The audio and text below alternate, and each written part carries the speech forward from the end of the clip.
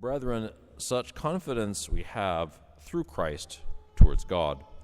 Not that we are sufficient to think anything of ourselves as of ourselves, but our sufficiency is from God, who also hath made us fit ministers of the New Testament, not in the letter, but in the Spirit. For the letter killeth, but the Spirit quickeneth. Now if the ministration of death, engraven with letters upon stones, was glorious, so that the children of Israel could not steadfastly behold the face of Moses, for the glory of his countenance which is made void, how shall not the ministration of the Spirit be rather in glory?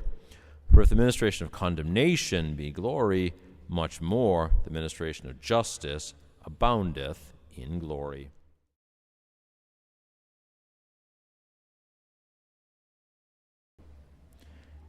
At that time Jesus said to his disciples, Blessed are the eyes that see the things which you see.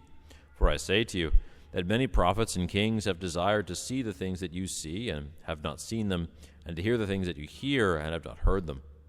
And behold, a certain lawyer stood up, tempting him, and saying, Master, what must I do to possess eternal life? But he said to him, What is written in the law? How readest thou?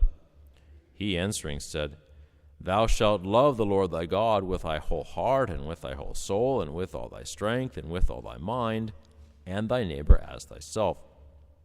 And he said to him, Thou hast answered rightly. This do, and thou shalt live.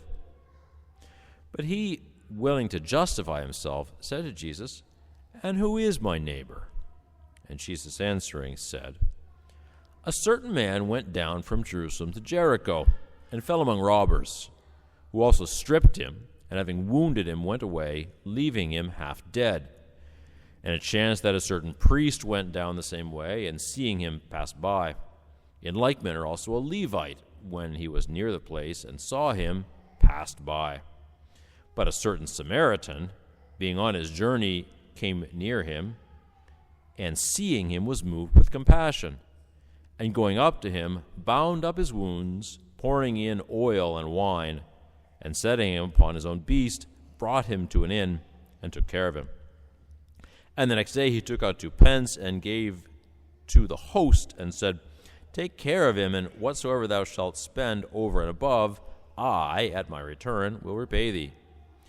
Which of these 3, in thine opinion, was neighbor to him that fell among robbers? But he said, He that showed mercy to him. And Jesus said to him, Go and do thou in like manner.